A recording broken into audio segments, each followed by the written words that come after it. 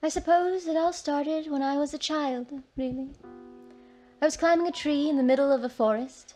A lake nearby cooled the summer air. I kept climbing and climbing and climbing, and the higher I went, the more branches and leaves obstructed my view.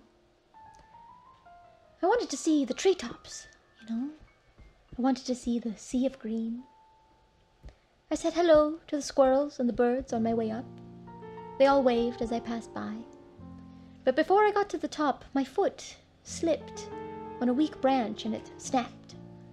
I plummeted down and down and down until I landed my back on the roots. Is that what losing your childhood is like? Is that what it means to become an adult? To never really get to the treetops, and before you do, you just fall?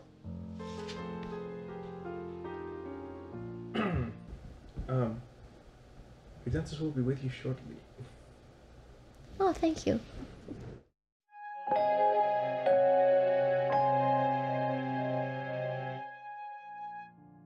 Hello everyone, and welcome back to the Neverland Therapy Book Psychology Club group.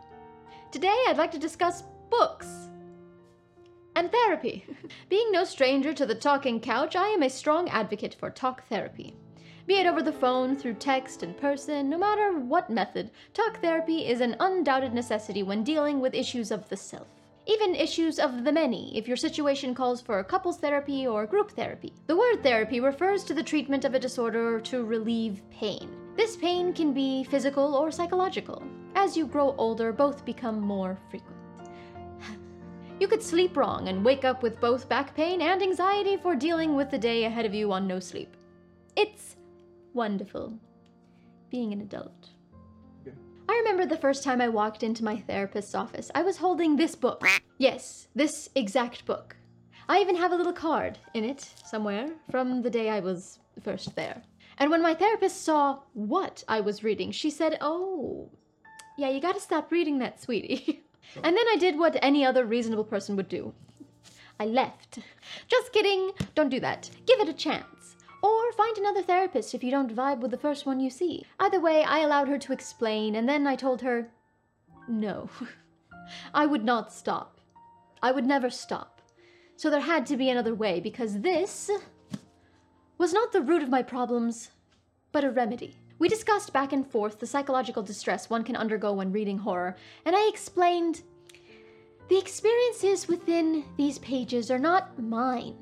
When my mind catastrophizes the events before me, I know they are not real. But because I am the main character, it makes the possibility all too probable. Reading about someone else's catastrophes allows me to numb myself to those possibilities and is a method of desensitizing myself to the fictional horrors while dealing with my own real ones. Look, it may not make sense to you. It didn't make sense to my therapist, but it makes sense to me. And that's all that matters when dealing with my own panic. When people say reading is an escape, it's not just a fun and quirky little quote to be stitched on a pillow or printed on a novelty bookmark. It is a true escape. Escape. You briefly cease being yourself and become part of a different story. If your own story is too difficult to bear at a certain moment, or even for a whole day, a book flexes your mind into challenging your own reality and picturing a different one before you. Even if the most terrible thing is happening to the characters in the book you're reading, you, while reading, know you'll be okay. So, as much as I recommend talk therapy for those that need help, I also highly recommend literary therapy for everyone. This, of course, is only my experience, and not everyone will line up with my preferences. Reading horror for some could have quite the opposite effects. You know yourself better than I do, so make your own decisions. One common misconception about therapy I hear is people saying they don't need it because nothing is wrong with them yet. But many don't realize that therapy is not just a treatment to an existing issue, but a preventative method to alleviate underlying traumas that may have yet to reach their surface. You don't want to wait until you're, just deal with it before. I am very eloquent. If you are alive, you need someone to talk to. It doesn't matter how introverted you are. Part of being human is needing to be understood, and if the people around you simply don't, sometimes the fictitious people in our stories do. I'm not saying to lock yourself in a room of books and never return, though I know you'd like nothing more. Because I'd like nothing more myself. but that's why I need therapy. To read about strong characters, we absorb their traits into ourselves, into our minds, and can then channel their strength when we need to. Reading truly is a superpower. Take this quick article from Harper's Bazaar, for example. It reads, in 2013, a study of 96 patients that suffered with mild depression found that those who read saw improvements in their symptoms. In comparison, those in a control group who didn't receive bibliotherapy treatment didn't see any change. Ooh, bibliotherapy, a new favorite word. This article continues with, the new School for Social Research supports these findings. They established that reading fiction improves theory of mind, which is the ability to empathize with others and understand different beliefs to your own. I found this article interesting since it focuses on reading fiction to improve mental health. And when you think about it, the stories we become acquainted with, the characters we grow to love, they become part of who we are as individuals, and based on their backgrounds and described appearances, we see them as real people. This is why inclusion and representation in fiction is so important, not only for the characters, but for the authors who bring them to life. Different perspectives and cultures from different parts of the world bring readers together in a collective dialogue. This, in and of itself, is a form of therapy. I've seen jokes on TikTok and Instagram saying you can't raise a generation on Harry Potter and the Hunger Games and not expect them to gather and rise against their oppressors. And I agree. These books are beloved for a reason. They are introduced to soft minds that were still in the process of being molded and helped shape viewpoints and turn heads in a specific direction. Yes, they're problematic, but the fact that we all know they're problematic actually makes my point. We read other books and discuss them with other readers and therefore understand that not everything in a book should be taken literally. Church! Pardon me, wrong pipe. We as intellectuals understand that most, if not all, books are meant as metaphors, as guides and lessons, a smaller commentary on a larger topic. Not everyone will always believe in what a book claims, and they don't have to. Not everyone will gain the same message from the same book. That's the beauty of it. But no matter what message, reading will always be a form of learning something you may not have known before, be it about someone else or even about yourself, and that is therapy. Though fiction has been discussed as an appropriate therapeutic genre, nonfiction can be argued for the same reasons. Biographies and historical accounts of actual people and their non-fictitious experiences could at times be even more powerful in some readers' minds. Emphasis on some. The differences between nonfiction and self-help, though, is where I draw the line. Self-help books, to me, this is simply my opinion, are a bit of bullshit. Perhaps not all, but for the most part, I find self-help books to be a predatorial, money-hungry project focused on profiting off individuals with an emotional problem that needs solving. I could be wrong in this, and if you have an opposing opinion, please voice it in the comments below. Maybe if you have a very good self-help book, let me know. I just feel like when I read the back of a self-help book, my initial thought is, nothing in this book is going to help anyone. Nothing between this jacket is of any substance or use to me in my growth as a person. And yes, I could be generalizing. Sometimes I do that. But it has a cult mentality, I feel, that just makes me put it back on the shelf and just walk away. Gravitating towards something with a story rather than a bullet point, this is the one-size-fits-all recipe for emotional success. Of course not. Of course that doesn't exist. And that's what self-help books sometimes try to advertise. 12 steps to healing, 13 steps to finding yourself. No, there are no steps, because everyone has different shoes.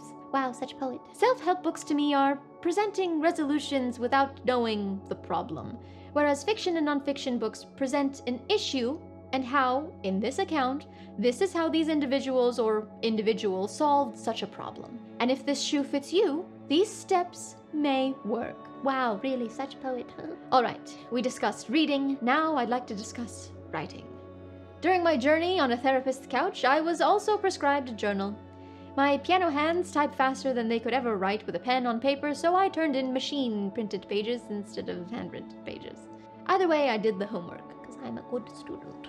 Writing your own stream of consciousness can be incredibly eye-opening. You can learn so much about yourself in just a few minutes of typing out your thoughts than some more introverted people could in several sessions of talk therapy. The fear of judgment is real for many, and the fact that you know no one will ever read these words unless you want them to can be empowering. Take these videos, for example. I've joked in a previous video about how this channel is just a therapy outlet for me, and again, jokes come from truth. This is my therapy. As much as I like to read, I call myself a writer as well.